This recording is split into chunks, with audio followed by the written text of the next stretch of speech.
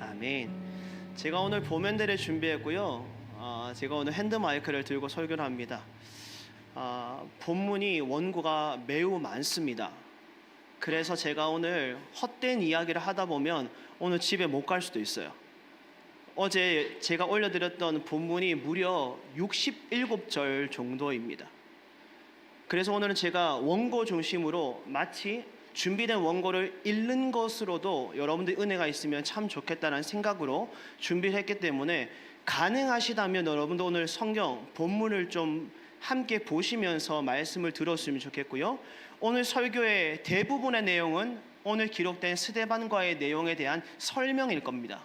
그리고 마지막에 제가 이 본문을 읽으면서 주시는 마음에 따른 삶의 적용을 여러분들에게 간단히 나누고 말씀을 마칠 텐데요. 여러분들 그냥 들으시면 좋겠고, 들으시면서 스데반이라는 사람을 좀 깊이 묵상해 주시면 좋겠다 싶습니다.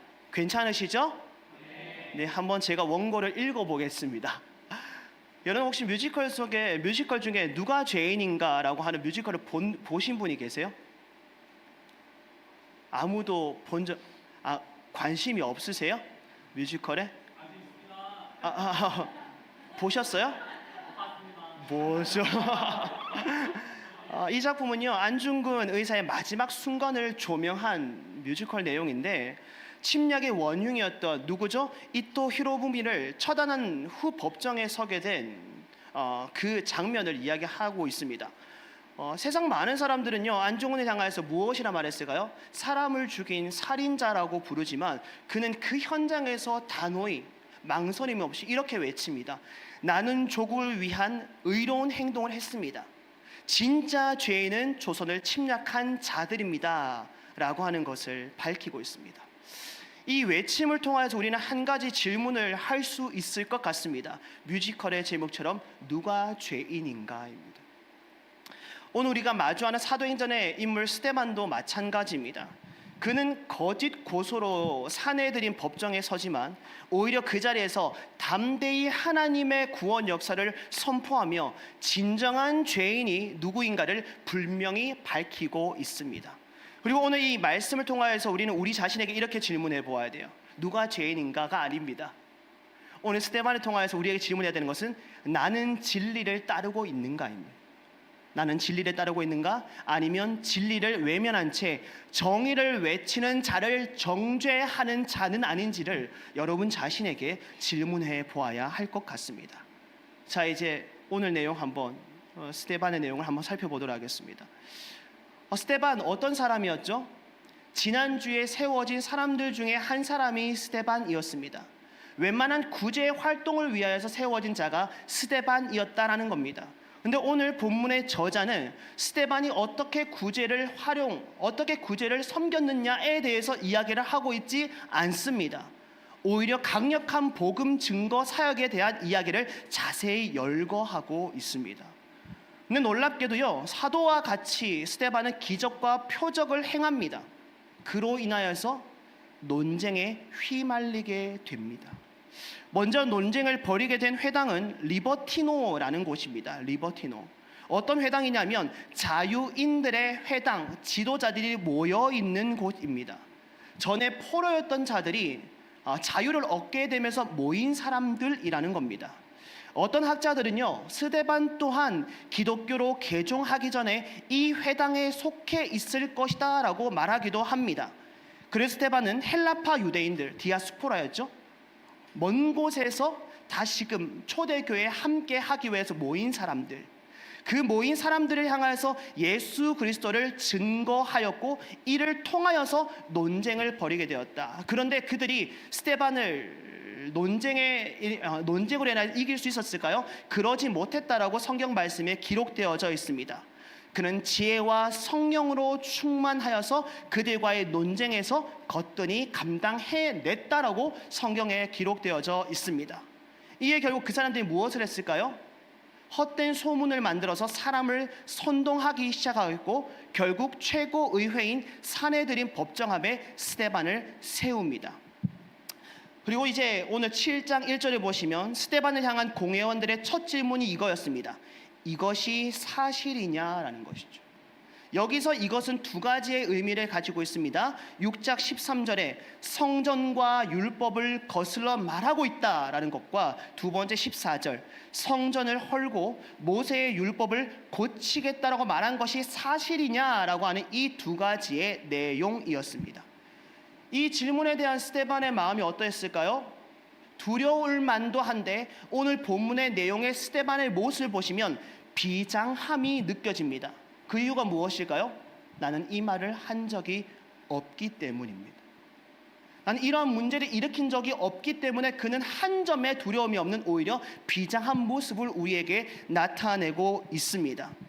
만약 그가 율법을 거슬러 말했다고 한다면 율법을 고치겠다는 의미가 아닙니다. 오히려 스데반이 율법을 고치겠다고 말한 것은 하나님의 백성들에게 율법을 지켜 행하게 하신 진정한 의미를 다시금 너희들이 생각해 보았으면 좋겠다라고 하는 마음에서 이 말을 했다라는 겁니다.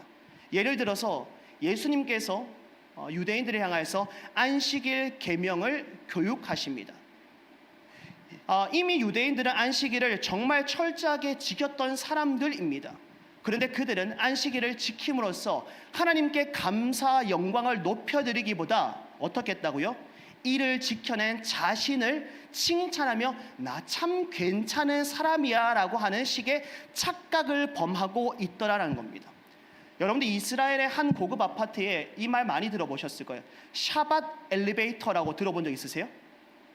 들어본 적 있으세요? 다행입니다. 금요일 해질 무렵부터요 토요일 해질 때까지 이 엘리베이터는 버튼을 누르지 않아도 자동으로 모든 층마다 서는 엘리베이터입니다. 이해가 되세요? 내가 만약에 17층에 산다라고 했을 때 한참 걸리겠죠. 1층, 2층, 3층, 4층 버튼을 누르지 않아도 17층까지 모든 층들이 올라갈 때마다 서고요 내려올 때마다 서는 엘리베이터입니다. 이것이 왜 만들어졌을까요? 버튼을 누르는 것도 노동으로 간주하기 때문입니다. 심지어 어떤 사람들은요 불을 켜는 것도 휴대폰을 만지는 것도 하지 않으려고 금요일에 모든 조명을 타이머로 세팅해두고 밥도 미리 해두고 하루 종일 아무것도 하지 않으면서 안식일을 철저하게 지키는 게 지금 유대인들의 모습이라고 말을 하고 있습니다. 여러분들 환식일이 원래 그런 의미인가요? 아무것도 하지 않고 노동하지 않으면 주님 앞에서 나 정말 잘 안식일을 의미대로 지키고 있어 라고 하며 나를 칭찬할 수 있는 게 그런 의미의 안식일인가요? 아니다라는 겁니다. 안식일이라는 것은 하나님과의 쉼이죠. 하나님께 집중하는 것이 본연의 의미의 안식일입니다. 단순히 움직이지 않는 것, 손을 쓰지 않는 것이 아니다라는 겁니다. 하나님이 기뻐하시는 것은 형식이 아닌 우리가 주님 앞에서의 어떠한 마음으로 이 안식일을 보내느냐가 중요하다라는 것을 말해주는 거죠. 그래서 예수님께서 계명을 형식으로 지킨 자들에게 이렇게 말씀하시죠. 마가복음 2장 27절입니다. 우리 자막을 통해 다 같이 읽습니다. 안식일이 시작. 착각하시면 안 됩니다. 안식일이 사람을 위하여 있는 것이지 사람이 안식일을 위해 존재하는 수단이 되어서는 안 된다는 겁니다. 스데반이 이것을 짚고 싶었던 거예요. 지금 스데반은 율법을 고치겠다는 것을 말하는 것이 아니라 오히려 율법의 본질을 너희들이 회복하기를 원한다는 요청을 곡해하여 지금 스데반을 잘못된 곳으로 몰아세우고 있다는 것이죠. 매주일마다 제가 이 자리에서 말씀을 전하고 있죠. 근데 제가 전하는 말씀을 온전히 지킬 수 있으면 얼마나 좋을까 생각합니다. 근데 그럼에도 불구하고 저는 지키지 못하는 죄인이라는 것을 여러분들 앞에서 고백할 수 있고 여러분도 이미 잘 알고 계실 겁니다. 그러기에 때로는요 말씀을 왜곡하거나 본문을 피하고 싶을 때도 있습니다. 이 본문은 도무지 나조차 지키지 못하는데 이 강단에서 선포하는 것이 마땅한가? 라고 하는 질문에 때로는 그 본문을 피하고 싶을 때가 있습니다. 그런데 피해서는 안 됩니다. 때론 불편하더라고 불편하더라도 하나님의 마음을 따라 살아가야 한다는 거룩한 부담감이 우리에게 필요하기 때문에 내 마음의 불편함으로 찾아온다 할지라도 그 말씀을 기꺼이 들을 줄 아는 그런 넉넉한 마음이 저에게도 여러분들에게도 있어야 하는 줄로 믿습니다. 스데반은 지금 그것을 말하고 있는 거예요. 내가 이것을 말했을 때 나에게 찾아오는 어려움이 있을 줄 알고 있음에도 불구하고 우리가 이 율법을 잘못된 해석 속에서 잘못된 삶을 살아가며 내가 주님 앞에서 합당한 자이구나 라고 하는 그 착각을 깨트렸으면 좋겠다라고 하는 마음이죠. 스데반은 신문에 대한 대답으로 이스라엘 역사를 아브라함 때부터 시작해 요셉과 모세에 이르기까지 조명합니다. 그는 단순한 역사 설명이 아니라 그 안에 흐르는 하나님의 구원사를 집어내기 때문입니다. 이스라엘 역사는 영광의 하나님이 아브라함에게 나타나심으로 시작되었습니다. 스데반은 아브라함이 메소포타미아에 있을 때에 영광의 하나님이 그에게 나타나셨고 떠날 것을 명령하십니다. 주님은 보이지 않으나 믿음으로 반응한 아브라함과 그의 후손에게 가나안을 소유로 주시겠다라고 약속하십니다. 근데 놀라운 것은요, 소유한 땅도 후손도 없는 상태의 아브라함에게 이 명령을 하셨다라는 겁니다. 스데반은 지금 아브라함의 삶을 통해 하나님께서 우리의 삶을 이끌어가고 계심을 말하고 있습니다. 다만 이 사실을 알지 못하는 이는 누구다? 우리들 뿐이다. 하나님께서 우리의 삶을 이끌어 가시는 것을 믿지 못하는 것은 믿음 없는 우리들 뿐이다. 그리고 우리의 인생은 하나님과 우리가 함께 쓰는 이야기다라는 사실을 우리에게 말씀하십니다. 9, 8절 보시겠습니까? 스데반 자연스럽게 이삭과 야곱의 이야기로 이어갑니다. 다만 다른 인물에 비해 상대적으로 간략하게 스쳐 지나가듯 설명하고 바로 요셉의 이야기로 이어갑니다. 그 이유는 요셉 이야기를 보시면 됩니다. 요셉에 대한 언급은 여러 조상이 요셉을 시기하여 애굽에 팔았더니 라는 논평으로 시작합니다. 그러나 하나님은 버림받은 요셉과 함께 하셨음을 말함으로 그의 형제들의 행동이 얼마나 잘못되었는지를 지적합니다. 내용은 이렇습니다. 요셉이 형들에게 팔려 애굽에서 종살이를 하게 됩니다. 그런 가운데서도 하나님께서 함께 하셨기에 10절 바로 앞에서 지혜와 은총을 주심으로 통치자로 세움받는 축복을 누리게 됩니다. 그 후 흉년이 들었고요. 요셉의 가족들도 괴로움을 겪게 됩니다. 그래서 애굽으로 곡식을 구하러 온 길에 요셉을 만나게 되죠. 결론입니다. 요셉 덕분에 야곱의 가족들이 애굽으로 이주하게 되었고 야곱이 죽게 되자 세겜으로 옮겨 아브라함이 은으로 산 무덤에서 장사 지내게 됩니다. 그리고 17절에 보시면 하나님이 아브라함과 약속한 시간이 다가오자 이스라엘 백성들이 많아지게 되었고 요셉을 알지 못하는 애굽 왕들이 갖은 방법으로 조상들을 괴롭게 하고 아이들을 죽였다라고 말합니다. 괜찮으시죠? 괜찮으시죠? 오늘 계속 이런 이야기 계속 흘러갑니다. 이럴 거면 온라인 예배 드릴 걸 이런 느낌 드는데 괜찮으시죠? 스데반은요 요셉의 이야기를 통해 사람들이 잘못을 저질렀으나 하나님이 이를 반전시켰다라는 것을 주장합니다. 그리고 여기서 시작된 주장은 자연스럽게 모세의 이야기로 반복되어집니다. 20절 보시면 그때에입니다. 모세가 태어났다고 말합니다. 여기서 이때는 카이로스예요. 연대기적인 시간이 아니라 특정한 시점으로 하나님이 아브라함에게 약속한 때가 20절에 그때라고 우리에게 말씀해 주십니다. 모세는 3개월 동안 집에서 은밀하게 양육되다가 갈대 상자에 넣은 채 나일강에 버려집니다. 그러나 그 아이를 바로의 딸이 건져내어 친아들로 삼게 됩니다. 재밌죠? 유대인을 괴롭히는 애굽의 궁전으로 들어가게 되는 매우 역설적인 상황임을 우리에게 보여줍니다. 모세는 그곳에서 보호를 받으며 많은 배움을 얻습니다. 이를 스데반은 궁중교육이라는 표현을 통해 우리에게 말해주고 있습니다. 당시 고대 세계에서 가장 탁월하다고 말하는 애굽의 학문을 지금 버려진 모세가 궁전에서 배우게 되었다라는 겁니다. 모세는 나이 40이 됩니다. 자기 동족들이 애굽 사람들에게 괴롭힘 당하는 것을 보고 화가 나 그 사람을 때려 죽이게 됩니다.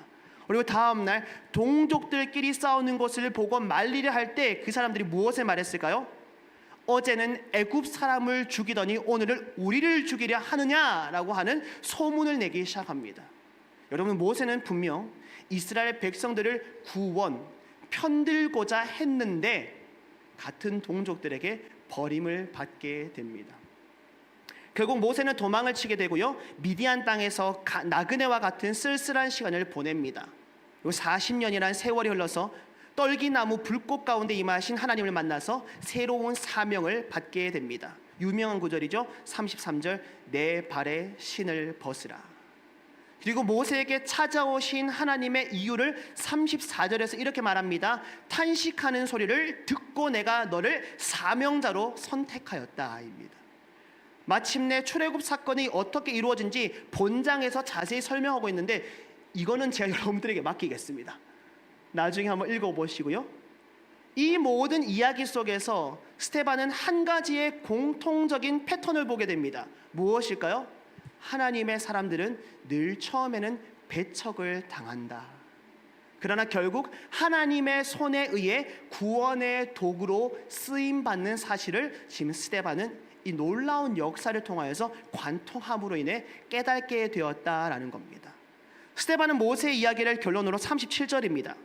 너희 형제 가운데서 나와 같은 선지자를 세우리라 하던 자가 곧 이 모세이라 라고 말합니다.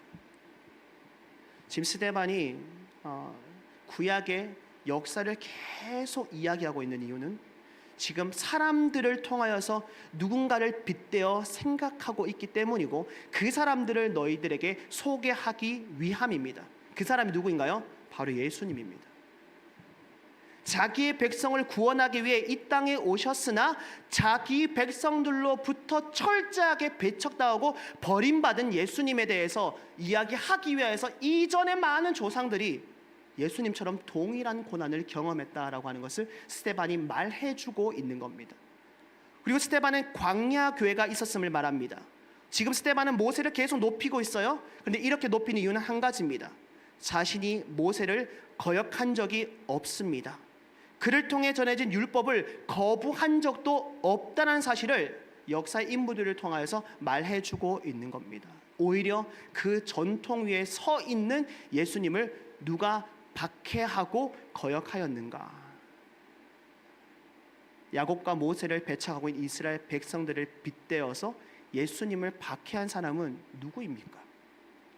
진짜 죄인은 누구입니까? 라고 하는 것을 신문하는 이들에게 말하고 있는 것이죠. 뿐만 아니라 스데반은 이스라엘의 반역의 역사가 그들에게 뿌리가 깊다는 사실을 말해줍니다. 39절 보시겠어요? 불순종하는 백성들이 애굽을 그리워하고 40절, 아론에게 우리를 인도할 신들을 만들어 달라고 요청한 이들이 너희들의 조상이다 라고 이야기를 합니다. 그들이 금송아지를 만들고 제사하며 자신의 손으로 만든 것을 기뻐했던 사람들이 너희들의 조상이다.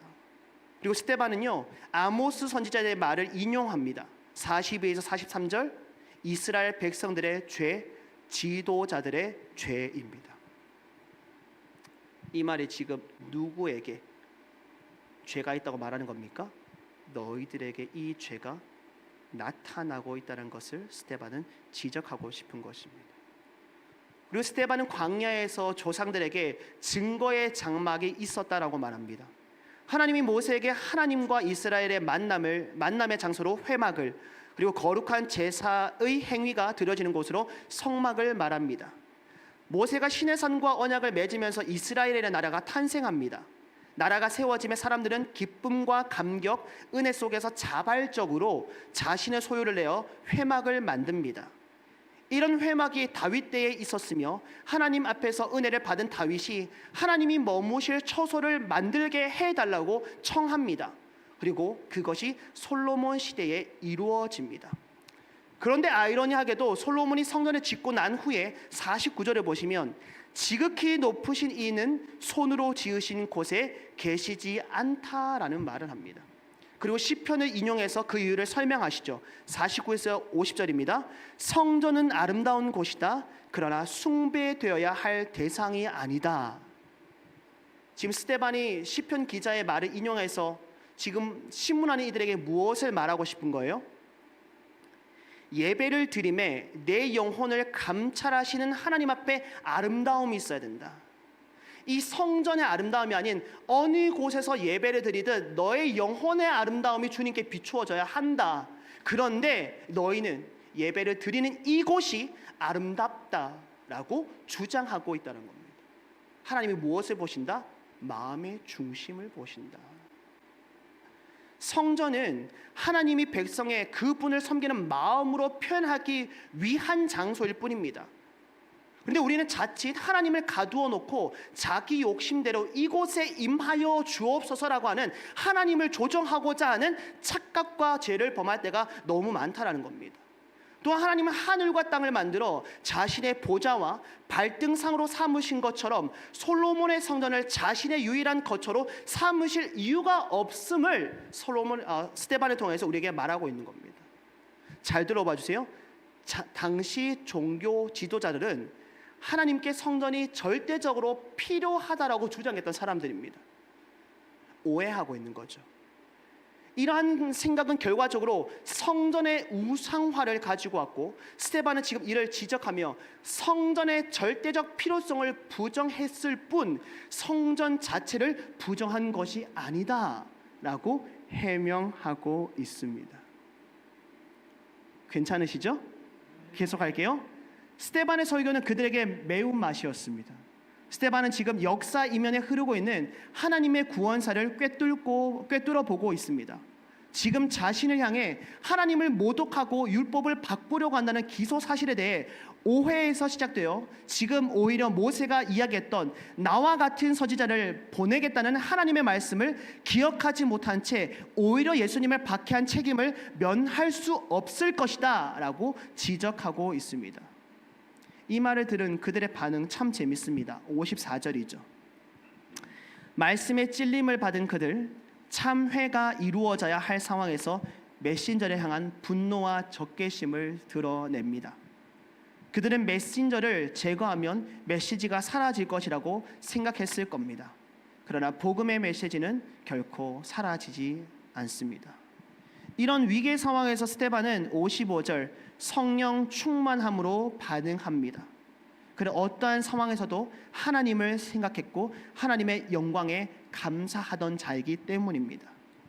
결국 가장 거룩하다라고 생각했던 그들이 일순간 폭군이 되어서 스데반을 죽이려 합니다. 그리고 스데반의 마지막 말 59에서 60절인데요. 이 구절이 마치 예수님께서 십자가에 달려 고난의 최절정에 올랐던 순간 죄인들을 위한 기도와 거의 동일한 의미를 가지고 있습니다. 먼저 59절에 보시면 스데반의 이야기입니다. 그들이 돌로 스데반을 치니 스데반이 부르짖어 이르되 주 예수여 내 영혼을 받으시옵소서.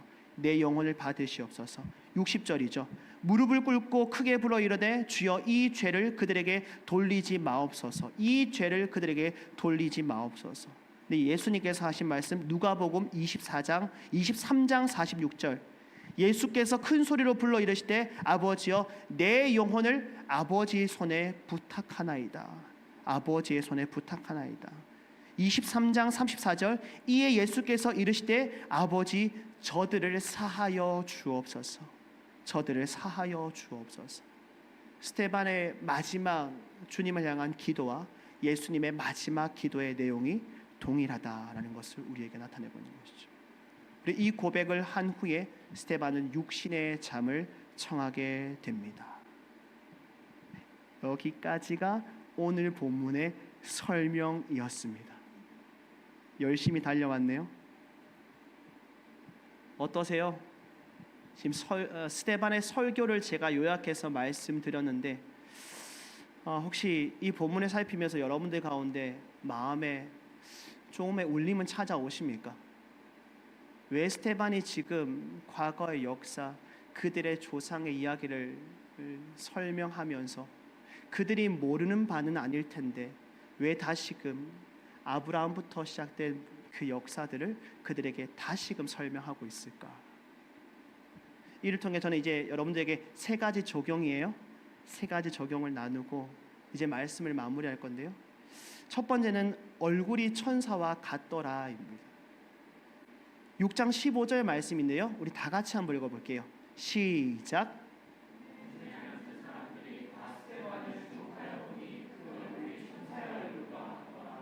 여러분, 사람의 얼굴이 천사와 같다라는 표현은 성경 말씀에도 굉장히 이례적으로 기록된 본문입니다. 더구나 지금 스데반은 신문을 받고 있는 상황이었습니다. 그렇기 때문에 이 표현은 굉장히 의미심장한 의미를 가지고 있는 겁니다. 저자는 변화산에서 영광스럽게 변화된 예수님의 빛나는 모습과 찬란한 옷을 입고 예수님의 빈 무덤에 나타난 두 천사의 모습을 연결시킨 바가 있습니다.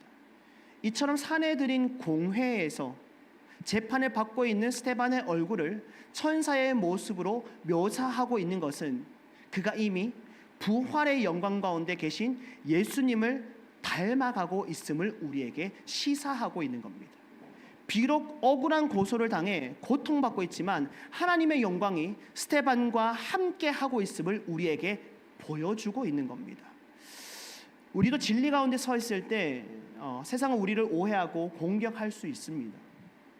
근데 그 순간에도 우리가 하나님을 생각하며 부활의 영광을 기억하며 살아갈 때 우리 모습 가운데도 말하지 않지만 우리의 모습 가운데 천사와 같은 그 모습이 나타나야 한다는 겁니다.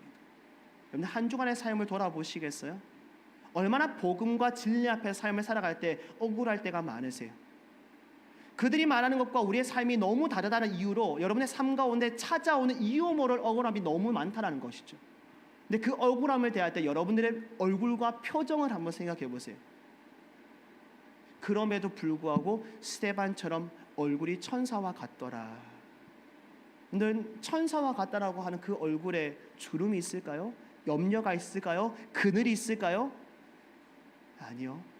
천사와 같더라라고 하는 것은 이유 모를 평화와 평강, 기쁨과 감사, 웃음이 가득한 표정이 그런 표정이 아닐까라는 생각이 드는 거죠. 옆 사람 한번 보실까요? 자, 고백합니다. 당신의 얼굴에 천사가 보입니다. 시작. 이런 거죠. 당신의 얼굴에 천사가 보입니다. 다시 한번 더 웃으면서요. 당신의 얼굴에 천사가 보입니다. 시작. 지금 그 표정으로 삶을 살아가셔야 돼요. 세상의 이유가 같은 것을 두고 고민하는 여러분들이겠지만 세상 속에서 삶을 살아가며 그 모든 문제가 여러분들에게 찾아오지 않기를 바라는 게 목자의 마음이지만 그럴 수 없다는 것 저도 인정합니다. 그러나 그 삶 속에서 여러분들은 하나님이 나와 함께 하시기에 그 부활의 기쁨을, 그 영광을 내가 알기에 상황에 매몰된 어두운 표정이 아닌 그럼에도 밝은 기쁨과 감사 넘치는 표정이 여러분들 가운데 나타나야 한다는 것이죠. 두 번째는 뭘까요? 저를 따라할게요. 진리를 따르는가? 정죄하는가입니다. 스데반의 이야기는 단순히 한 사람의 순교가 아닙니다. 진리를 따르느냐 외면하느냐 분명한 갈림길 앞에 선 스데반의 모습을 이야기하고 있습니다. 스데반은 진리를 선포하다 결국 죽임을 당합니다. 그러나 그는 그가 남긴 메시지를 통하여서 이 메시지가 결코 사라지지 않을 것을 그는 알고 있었던 것이죠. 그리고 오히려 사울이라는 사람에게 깊은 충격과 씨앗이 그의 메시지를 통하여서 그가 삶이 바뀌어지는 시작이 이루어지게 되었다라고 말합니다. 우리는 계속 우리에게 질문해 봐야 돼요. 나는 진리를 따르고 있는가? 아니면 불편하다는 이유로 진리를 말하는 자를 정죄하고 있는가입니다. 스데반이 던졌던 그 질문은 지금 시대를 살아가는 우리들에게도 동일합니다. 진리를 고수하는 청년으로 삶을 살아갈 것인가? 아니면 같은 하나님을 믿는 사람인데 내가 그렇게 삶을 살아가지 못한다는 이유 하나만으로 그 사람을 향하여서 혹시나 마음으로 정죄하는 삶을 살아가고 있는 것은 아닌가 라는 것을 여러분들의 삶을 통해서 계속 묵상해 보아야 한다는 것이죠. 그리고 마지막 세 번째예요. 하나님의 구원사는 결코 실패하지 않는다. 아멘이십니까? 이것을 여러분들이 진실로 믿을 수 있기를 원해요. 스데반은 아브람과 요셉과 모세를 걸쳐 예수님에 이르기까지 하나님의 구원사를 조명합니다. 이 모든 이야기의 핵심은 인간의 불순종과 배척이 있음에도 불구하고 하나님은 결코 그 구원의 계획을 포기하지 않으시고 성취해 나가시는 분이라는 것을 여러분들이 기억해 주시기를 원합니다. 때로는 하나님의 사람들이 배척당합니다. 죽임을 당하기도 합니다. 하지만 하나님은 그 모든 상황을 사용하셔서 구원의 역사를 이어가고 계시다라는 겁니다. 여러분의 삶을 통하여서 여러분들이 전혀 알지 못하는 하나님의 그 구원사가 이루어지고 있는 줄로 믿습니다. 내가 무엇이 간데 하나님의 구원의 역사의 한 조각처럼 삶을 살아갈 수 있을까? 겸손한 마음 압니다. 그러나 이 겸손한 마음보다도 겸손함 속에서 그럼에도 불구하고 나를 통해 주님께서 온 열방을 회복해 하신다는 것을 알고 있다면 오히려 주님 감사합니다. 미약한 나를 사용하여 주셔서 하나님의 나라가 회복되게 하시는 그 역사 가운데 나를 하나의 조각으로 사용해 주심에 감사합니다라는 것을 고백하는 것이 우리가 주님께 드릴 수 있는 최선의 고백이 아닐까라는 생각을 합니다. 이제 말씀을 마무리할게요. 고민했어요. 힘들 텐데 무려 한 장하고도 조금 더 구절을 한 번에 하는 것이 맞을까라는 생각이 드는데, 근데 이것을 나누기보다는 오히려 하나님의 구원사를 한 번에 들어보는 게 오히려 더 여러분들이 잘 기억할 수 있겠다라는 생각 때문에 조금 욕심내어서 말씀을 전해서 일단은 너무 죄송하고, 그러나 오늘 말씀을 기억하시면서 부탁드리고 싶은 것은 여러분들이 좀 고요한 시간에 스데반의 설교를 꼭 한번 깊이 묵상해 보시면 제가 왜 이것을 한 번에 설교하기를 원했는지를 깨닫게 될 줄로 저는 믿습니다. 결론은 이렇습니다. 스데반의 얼굴이 천사 같았던 이유는 그가 진리와 사랑, 용서와 소망으로 가득 차 있었기 때문입니다. 우리도 진리를 말하다가 때로는 오해받을 수 있습니다. 그러나 진리를 따르는 길은 결코 하나님의 영광과 연결되어 있습니다. 스데반처럼 진리를 말하는 자, 진리를 따르는 자로 살아갈 수 있기를 간절히 소망합니다. 그리고 이 땅에서 마지막 날 우리 역시 하늘을 우러러 주님의 영광을 보는 은혜가 우리 모두에게 허락되어지기를 간절히 소망하고요. 세상 속에서 천사의 얼굴이 여러분들을 통하여서 다른 이들에게 위로와 회복의 이유가 되었으면 좋겠고요. 이 유머를 여러분들 담대함 속에서 복음을 선포함에 그 복음을 통하여서 누군가는 그 순간 마음에 불편함이 찾아올 수도 있지만 결코 피하지 마시고 외면하지 마시고 그 순간 주님께 주시는 그 마음에 반응함으로 말미암아 다른 이에게 마치 사울의 변화의 시작이 스데반의 담대한 말씀이었던 것처럼 누군가의 하나님의 자녀로서의 거듭남에 여러분들의 담대한 선포가 그들의 영혼 가운데 복음의 첫 씨앗으로 쓰임받는 복음의 증거자가 될 수 있기를 간절히 소망합니다. 아멘이십니까?